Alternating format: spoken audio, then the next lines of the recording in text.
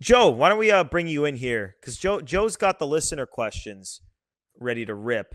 So let's see, Joe, what do you got What's for up, us? fellas? Yeah, let me pull up this list of questions here. So, okay, here we go. We got a lot of them, so we're just gonna filter through all these. Nate is asking. This is kind of a fun one.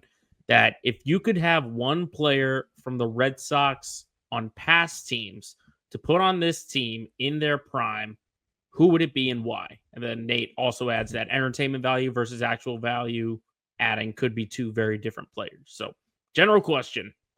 Any Sox player in the past, in their prime, would fit on this team. Who would you pick? Uh, hmm. It's tough. Do you go pitcher or hitter?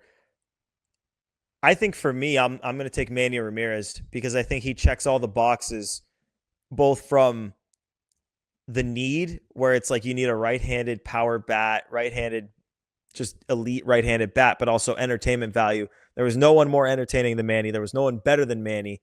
So give me Manny for both production and entertainment purposes. I'm not going with the pitcher.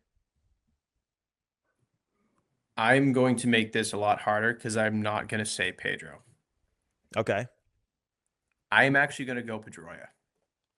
I like that too. The leadership in the defense and the obviously playing second base, those are like the three biggest things haunting the Red Sox right now.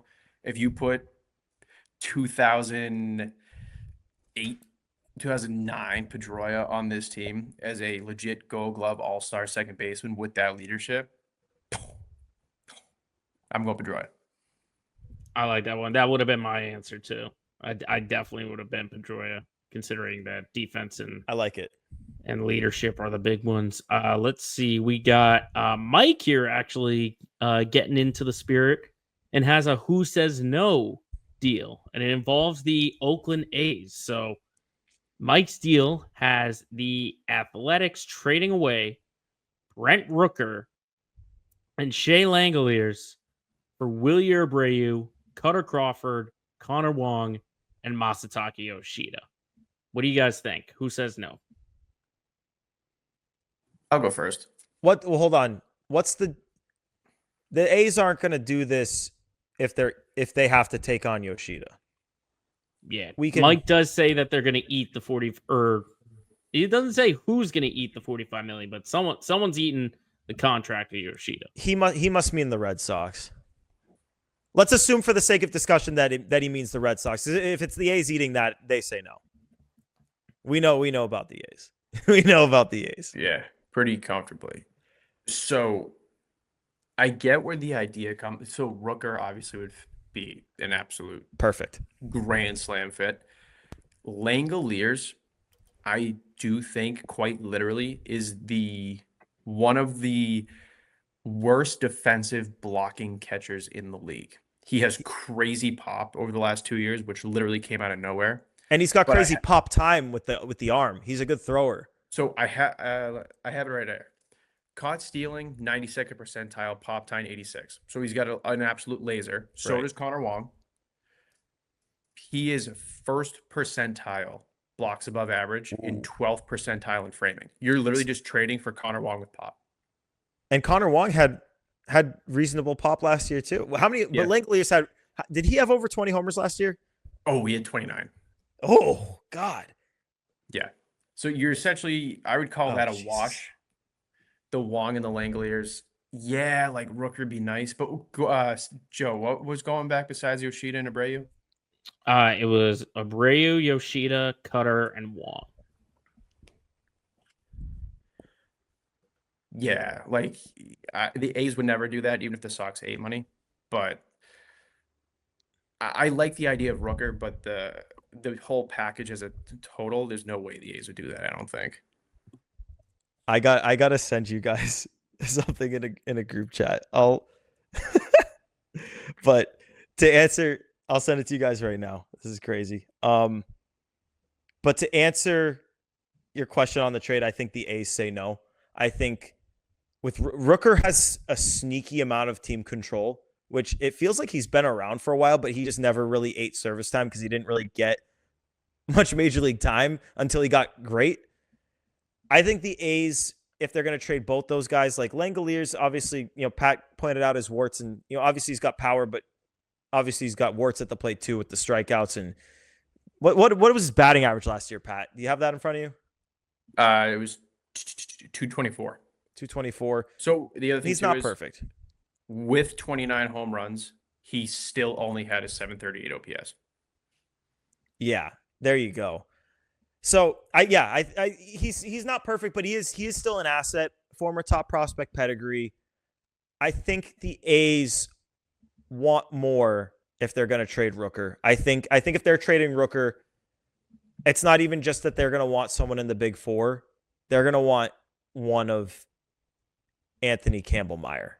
Like, they're going to want an elite prospect. And I think that's why, to this point, they've been reluctant to trade him. But I like where your head's at, Mike. I just think that you're going to have the A's. It's not like Crochet where the White Sox are looking to trade the guy. The A's are going to have to be blown away to deal a guy like Rooker. So I think you're going to have to add a little bit more, but Rooker's a great fit. I like the idea of Langoliers. If you're getting Langoliers, maybe you're open to the ideal of including Kyle Teal in a trade like that. Maybe that's where the next iteration of this trade goes. But I like the idea. Just think you need a little bit more. Just a minor tweak. Add another piece or two. Let's get to one more here since we're coming up on the end here. Frank asks about Roman Anthony. He says, do you think the Red Sox think that Roman Anthony will be on the opening day roster? I'll go first on this. I think they don't.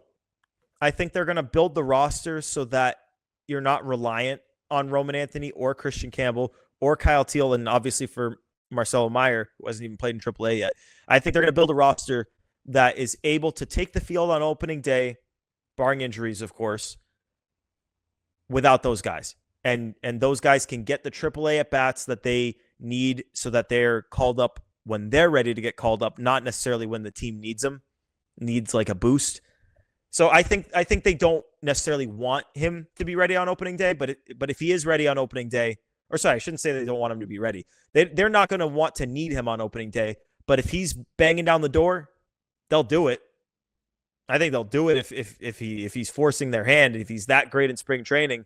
I think they would do it, but I don't think they're going to build the roster so that Roman Anthony's penciled in to the opening day lineup in like January. Yeah, I'm with Gordo. I think like he's only 20. Yes, he's the number one prospect in baseball. He's done everything you could possibly want to see from rookie ball all the way up through AAA. But there is kind of this cautionary tale of Jackson Holiday. He looked every bit of a major leaguer. He comes up and absolutely flounders. I think the Sox are going to be a little bit more protective of that, but I think they're also not naive enough to think that he's not going to be in the majors this year. They know that he will be in the majors this year. He is that good. So I think that they'll plan accordingly. They'll have a full team on opening day. But what I do think is that maybe on the bench or maybe they will kind of pre-plan for Roman for like the summertime. Maybe they don't add utility lefty outfielder. I know they'll just stick with Ref Snyder. Maybe they'll move Abreu, and then that way they have whoever they sign for left, Rafaela, Durant, whatever. There will be a spot for Roman when he comes up, but I do not think they will plan for Roman to be in the opening day lineup. The way I look at it, Pat, is just, and I've said this before, but just a year ago, 2023, Jarren Duran didn't make the opening day roster. Like that, they had Adam Duvall in the lineup every day, and then when he got hurt, Duran got his chance, and he never looked back. That's going to be how these guys get in there. I mean, maybe I think Christian Campbell is the one who has the best chance to make the opening day roster and start on opening day, just because I don't think they're going to want to sign a full-time second baseman to take that job. I think they're going to have Campbell and Vaughn Grissom and David Hamilton kind of deke it out in spring training and compete. And if Campbell wins it, he wins it. But I think there's going to be openings throughout the season for all four of these big four guys to make their debuts. Opening day wise, though, I think the safest bet would be none, or if you want to pick one, it would be Campbell. Joe, that's probably we're going up on time. I think that's probably a good place to put a pin